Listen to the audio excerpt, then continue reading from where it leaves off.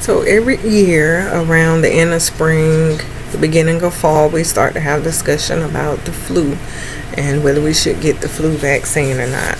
And we get into these debates. So today I'm going to be talking about why you should get the flu vaccine. If you knew that millions of people are hospitalized or contract the flu virus each year, and of that 1 million people, 100,000 are hospitalized, and of that 100,000, at least 12,000 to 56,000 die from something as simple as the flu. So these are the reasons why I believe you should go out and get vaccinated. So what exactly is the flu? We call it the flu as if it's just one thing, but the flu is actually made up of different types of viruses or strands. So first, the flu is a contagious respiratory illness caused by the influenza virus. And it starts by affecting your nose, your throat, and can spread to your lungs, which can cause upper and lower respiratory diseases and other viral infections like pneumonia, and also affect other organs. So it's spread from droplets, and that means from talking, sneezing, or coughing. Those droplets can spread from one person to another. Droplets can also land on things like your laptop, your cell phones, and someone else touches it, brushes up against it, touches their face, and they can contract the same virus. Typically, there are about 3 to 4 prominent strands that are prominent each year. There are 4 types of viruses. There are A, B, C, and D. Now, A and B are the 2 main ones because they cause epidemic outbreak each year, which the flu. C is usually a weaker strand that does not cause epidemic, and D is usually found in cattle. The studies have shown that they do not affect people. So we're just going to concentrate on type A since it's the most prominent and it has different subtypes, and this is how it gets its name. So on my card here, I just gave an example of the type A flu vaccine here, flu virus, excuse me, and it's 18 hemogloginate cells and has 11 neuromitogen cells. So if we took one from the hemo section, I'm just going to say hemo so because I can't pronounce the word. So we took one from the hemo, we get H1. If we take one from the neuro section, we get N1, hence H1N1, the swine flu, which was an outbreak mainly in 2009. This is the reason why you get vaccinated each year, because the strands change. Like I showed you, 18 of just type A and 11 of the neurogenic cells from type A. So each year they change. So for an example, in 2017 vaccinations were already prepared in 2016 based off the viruses that were reported to the CDC. So they get prepared the entire year. They're working on fighting this disease. Reasons why you should get vaccinated: to reduce illness, to reduce doctor's visits, co-pays, missed work and school, hospitalization.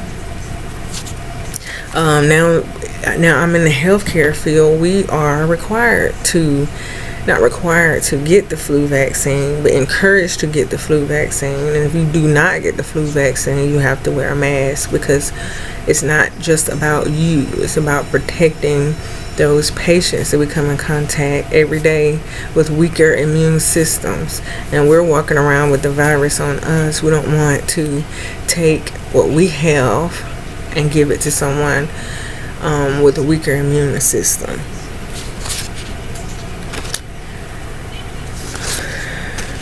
So now let's talk about the different types of vaccine.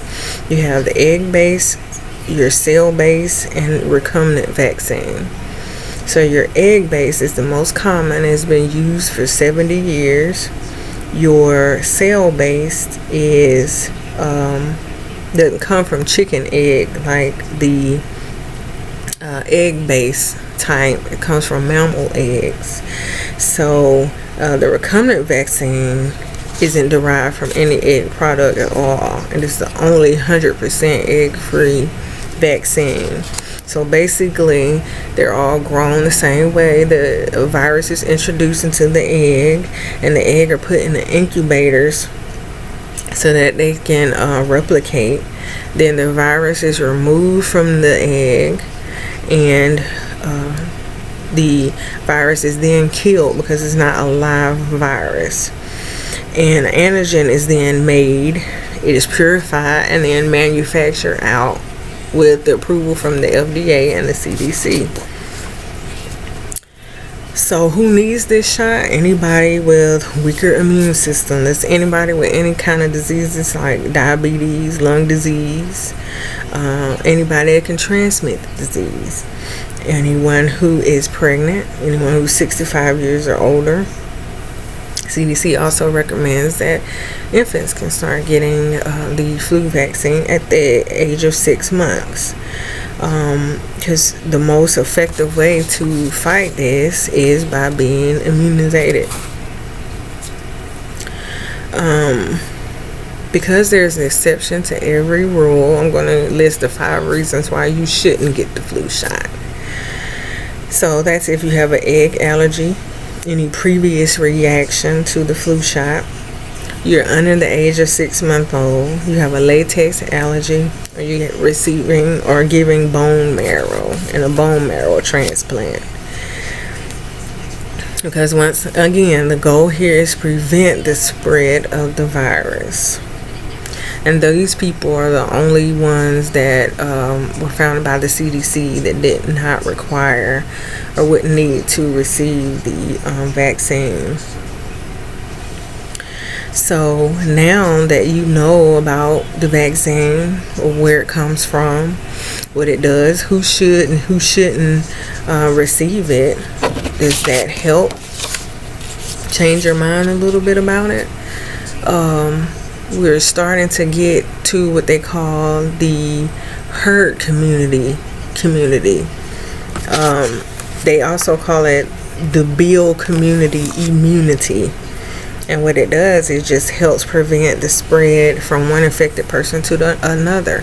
And the idea here is that the more immune people that you have around, for the people who don't want to get the shot or whoever is vulnerable, you have so many people that are immune to it that they won't contract the virus.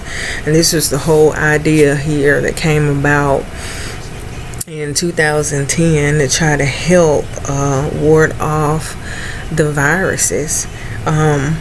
It's also been done back in the day with measles, polio, or mumps. It helped reduce the outbreak of these diseases, and now they are trying to use this herd community idea again to help ward off the flu vaccine. So remember these things the next time you hear someone say, well, I've never had the flu shot and I've never had the flu. Well, now we know that doesn't mean that you have not had the virus and you have not spread the virus to someone else, because the whole point here is to prevent the spread of the virus. We have to get more into the idea of it's more about helping the community and not just all about us. Thank you.